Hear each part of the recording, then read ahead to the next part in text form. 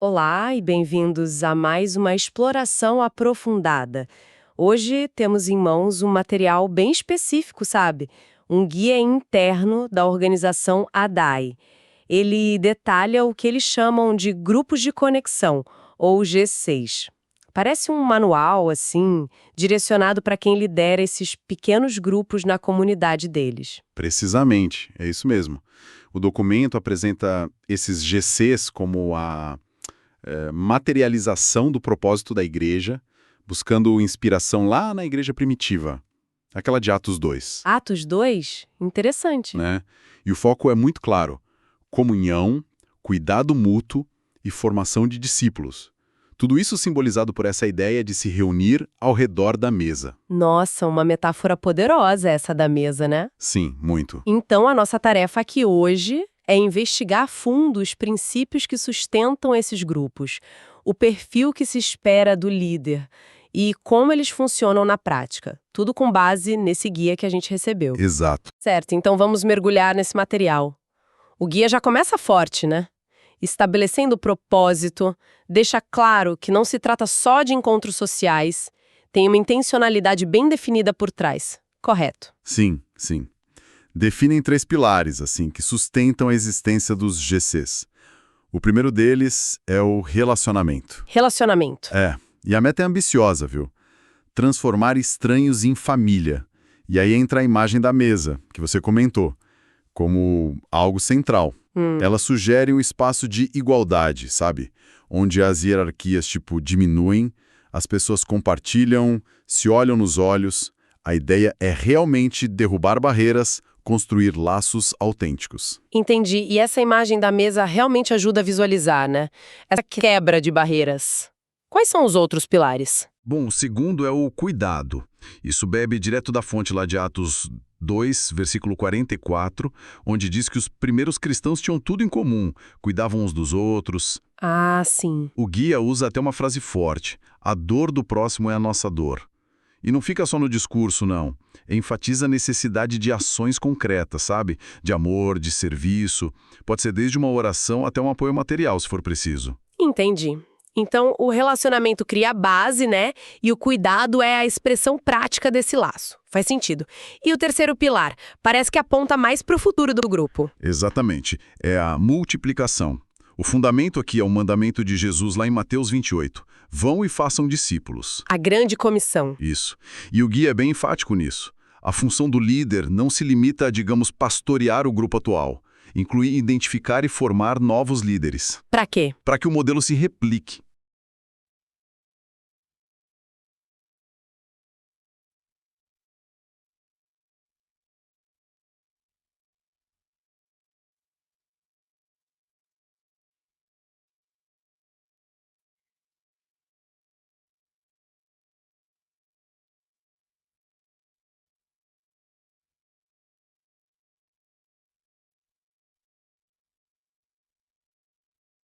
Bom, o segundo é o cuidado. Isso bebe direto da fonte lá de Atos 2, versículo 44, onde diz que os primeiros cristãos tinham tudo em comum, cuidavam uns dos outros. Ah, sim. O guia usa até uma frase forte: a dor do próximo é a nossa dor. E não fica só no discurso, não. Enfatiza a necessidade de ações concretas, sabe? De amor, de serviço. Pode ser desde uma oração até um apoio material, se for preciso. Entendi. Então, o relacionamento cria a base, né? E o cuidado é a expressão prática desse laço. Faz sentido. E o terceiro pilar? Parece que aponta mais para o futuro do grupo. Exatamente. É a multiplicação. O fundamento aqui é o mandamento de Jesus, lá em Mateus 28. Vão e façam discípulos. A grande comissão. Isso. E o guia é bem enfático nisso. A função do líder não se limita a, digamos, pastorear o grupo atual. Inclui identificar e formar novos líderes. Para quê? Para que o modelo se replique. Chegam a afirmar que um GC que não gera outro GC é como um organismo que parou de crescer, sabe? Que não completou seu ciclo vital. Interessante essa visão de ciclo de vida e a conexão direta com os textos bíblicos. Para que isso funcione, imagino que precise de uma estrutura de apoio, né? O guia menciona algo sobre isso? Como se organiza? Menciona assim, tem uma estrutura de mentoria bem definida. Existem 2 papéis-chave aí. O primeiro é o mentor de campus. Mentor de campus? É descrito como alguém mais próximo do dia a dia do líder, sabe? Focado no desenvolvimento pessoal dele, na estratégia de multiplicação do GC e também na resolução de problemas práticos. É um acompanhamento bem direto. Certo. E qual o segundo papel? É o mentor de afinidade. Esse tem uma função, digamos, mais pedagógica. Pedagógica? Como assim? Ajuda a traduzir isso para a linguagem e para a realidade de grupos específicos, jovens, casais, profissionais, enfim. Adaptando o conteúdo. Exato. É ele quem fornece o roteiro base semanal, garantindo o alinhamento doutrinário, mas com uma aplicação contextualizada, né? E além deles, ainda tem uma secretaria e uma liderança maior, que eles chamam de pilar, para oferecer suporte administrativo, estratégico. Ou seja, o líder não está sozinho nessa. Compreendo. Existe toda uma rede para dar suporte e direção. Bacana. Agora, vamos nos aprofundar um pouco na figura do líder. O guia parece colocar um peso grande nele, né? Não só como gestor, mas como inspiração. E introduz aquele conceito dos 5 Cs, certo? Correto. Os 5 Cs são apresentados como um perfil ideal, sabe? As características essenciais que a ADAI busca nos seus líderes de GC. O primeiro C é caráter. Caráter, fundamental. Totalmente. A tônica é a integridade, a coerência entre o que se fala e o que se faz, né? A ausência de uma vida dupla. O guia ressalta que o exemplo arrasta. O viver do líder fala mais alto que as palavras. Não se busca perfeição, claro, mas um coração genuinamente voltado para Deus. E isso estabelece a base de confiança, imagino eu. Qual o segundo C? O segundo é competência. Mas veja bem, não no sentido de ser um erudito ou um teólogo de carteirinha. É mais ter uma disposição constante para aprender. A atitude de aprendiz. Isso. O líder é incentivado a estudar a Bíblia, a buscar entendimento, a participar de treinamentos. Eles até mencionam um tal de Adai's College. A ideia é que o conhecimento adquirido seja aplicado para edificar o grupo. Então, caráter é o ser, competência é o saber aplicado, faz sentido. E o terceiro? O terceiro é comprometimento. Isso se traduz em lealdade à visão da igreja, em diligência na preparação dos encontros, na organização e algo muito importante, estar alinhado com os mentores. O alinhamento é chave. Exatamente. O guia é explícito ao dizer que ausências frequentes nas reuniões de mentoria sinalizam falta de compromisso. A dedicação do líder, segundo o texto, serve de modelo para o grupo todo. Ok, caráter, competência, comprometimento. O quarto C parece nos levar de volta para a dinâmica do grupo. Sim, é comunhão. Reforça aquela ideia do GC como uma família espiritual. A comunhão envolve construir pontes, amizades, um ambiente de irmandade. O guia adverte que um líder distante ou muito fechado, sabe, acaba afastando as pessoas. E aí recupera aquela frase impactante que você mencionou. Ouvir histórias curam histórias. Gostei muito dessa frase. É forte, né? E isso exige que o próprio líder se permita ser vulnerável, se conecte de verdade com as pessoas. Certo. E para fechar os 5 Cs? O último é cultura. Esse diz respeito ao alinhamento do líder com a visão, os valores e as práticas da ADA como um todo. A cultura organizacional, digamos assim. Exato. O GC é visto como uma extensão da igreja nos lares, né? E o líder é o embaixador dessa cultura que eles resumem em amar a Deus, servir pessoas e influenciar o mundo. Analisando esses 5 Cs, fica claro que o foco é muito maior no ser do líder, caráter, comunhão, cultura, do que apenas no fazer. A competência e o comprometimento parecem fluir dessa base sólida, né? Exatamente essa é a impressão que dá. A ênfase está na fundação interior do líder, que então se manifesta externamente. E isso se conecta com um outro ponto que o guia martela bastante, a paixão do líder. A paixão. Falam que ela contagia. Isso, dizem que ela é contagiosa.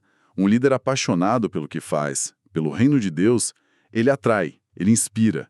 E contrastam isso com o líder negativo, aquele procrastinador, controlador, arrogante, que também contagia, mas para o lado errado, né? O equilíbrio e a autenticidade são chave. E falando em impacto, nossa, o guia usa termos bem fortes. Despertar e dispersar. Aqui a conversa fica mais intensa, né?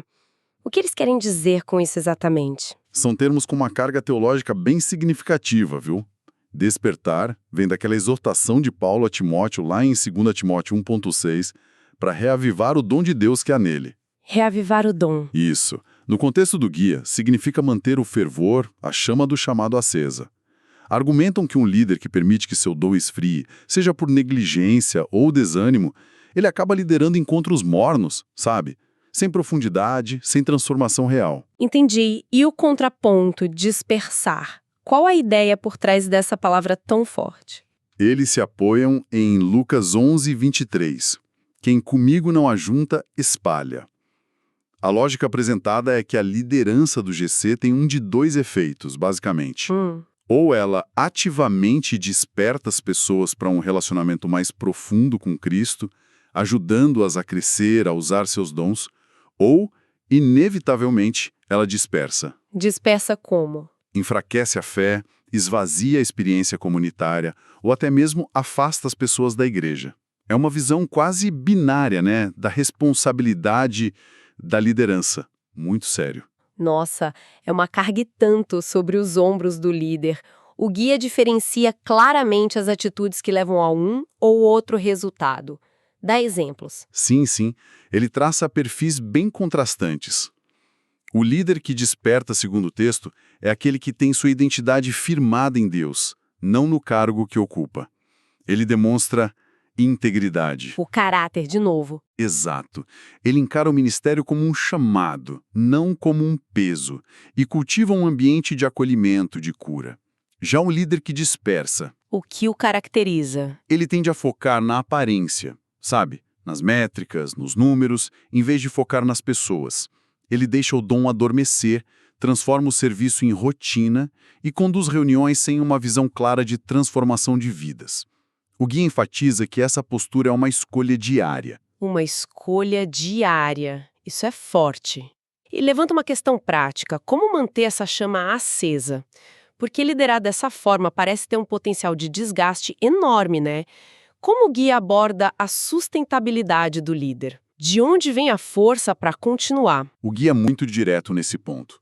A orientação central é que a fonte de satisfação e força do líder precisa ser Deus, não os resultados visíveis, o reconhecimento das pessoas ou o sucesso do grupo. Não buscar validação externa, então. Exatamente.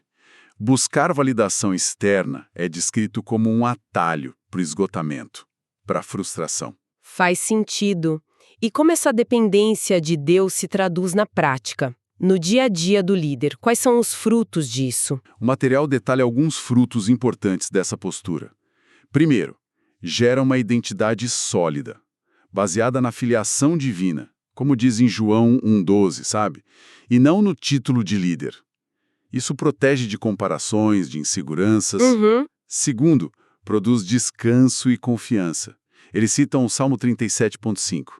Aquela ideia de que o crescimento verdadeiro vem de Deus alivia a pressão por performance. Tira um peso, né? Com certeza.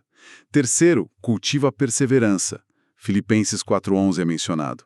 A motivação não fica flutuando com os altos e baixos do ministério. Entendi. E, por fim, capacita o líder a transbordar. João 7,38. Ele não vai ao grupo para ser preenchido, mas para compartilhar daquilo que ele já recebeu de Deus. É uma dinâmica diferente. Então, a sustentabilidade não vem de técnicas de gestão do tempo, por exemplo, mas de uma fonte interior. E como se preparar para manter essa fonte ativa? O que o guia sugere? Olha, o guia enfatiza que a preparação espiritual não é um item num checklist antes da reunião. Tem que ser um estilo de vida contínuo. Um estilo de vida. Isso. E aponta 4 práticas essenciais. Primeiro, oração constante. Tanto pela própria vida quanto pelos membros do grupo, claro. Segundo, jejum. Mesmo que de forma simples, mas com um propósito claro de buscar mais de Deus. Certo. Oração e jejum. Terceiro, estudo da palavra. Porque o líder precisa ser alimentado para poder alimentar outros, né? E quarto, adoração. Entendida como uma prática que ajusta o foco à atmosfera espiritual. Além dessa base espiritual forte, eles mencionam outros cuidados, para o bem-estar do líder mesmo. Sim, abordam um autocuidado de forma integral, Mencionam a saúde física, citando 1 Coríntios 6, sobre o corpo ser templo do Espírito Santo. Importante lembrar disso. Muito.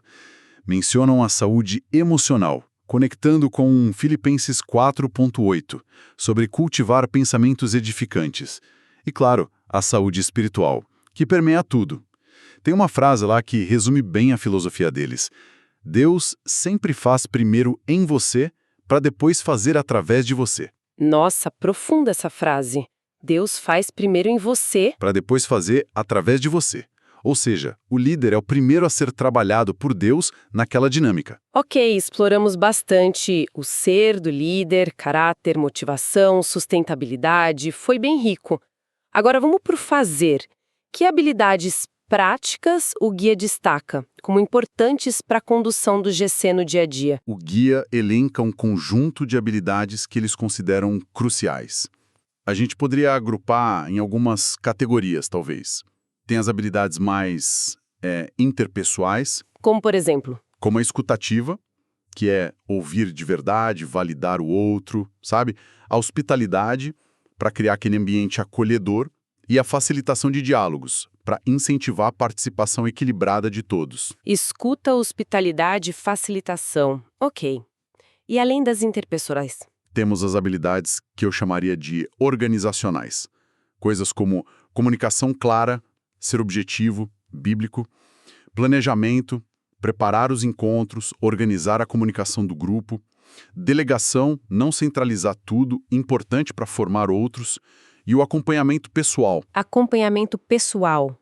Ir além da reunião formal, sabe? Conectar-se individualmente com os membros. E, claro, não podemos esquecer das habilidades espirituais. Quais seriam essas? Discernimento para entender o momento do grupo, as necessidades, gestão de conflitos à luz da Bíblia, que sempre pode rolar, e a constância, a perseverança na liderança. É um conjunto bem robusto de expectativas, hein? Por outro lado, o guia também estabelece limites para a atuação desse líder, onde termina a responsabilidade dele para ele não se sobrecarregar. Sim, essa delimitação é bem clara no material. As responsabilidades centrais são aquelas: formar novos líderes e manter o grupo alinhado com a visão da igreja. Agora, os limites são igualmente importantes. E quais são esses limites? Por exemplo, o líder do GC não deve atuar como terapeuta ou conselheiro pastoral em casos muito complexos, ou de disciplina eclesiástica. Essas situações devem ser encaminhadas para os mentores ou pastores. Encaminhar é importante, fundamental. Ele também é orientado a não carregar sozinho os fardos emocionais e espirituais do grupo, e a respeitar os limites pessoais e a privacidade dos membros, claro. Então o segredo parece estar nesse equilíbrio delicado. Servir, mas sem tentar controlar tudo. Exato. É servir sem controlar, cuidar sem se sobrecarregar e liderar em unidade com a estrutura maior da igreja. O líder é um facilitador, um cuidador, mas dentro de uma esfera de atuação bem definida pelo guia. Entendido. Chegando mais na prática da reunião do GC em si. Quais são as recomendações do guia para uma boa condução? O que eles sugerem fazer? O guia sugere várias práticas que ajudam a fomentar aquele ambiente que eles buscam, né? Por exemplo, usar o grupo de WhatsApp com moderação, focar em comunicação relevante, edificante, sem excessos. Bom ponto. O WhatsApp pode virar um problema. Pode mesmo.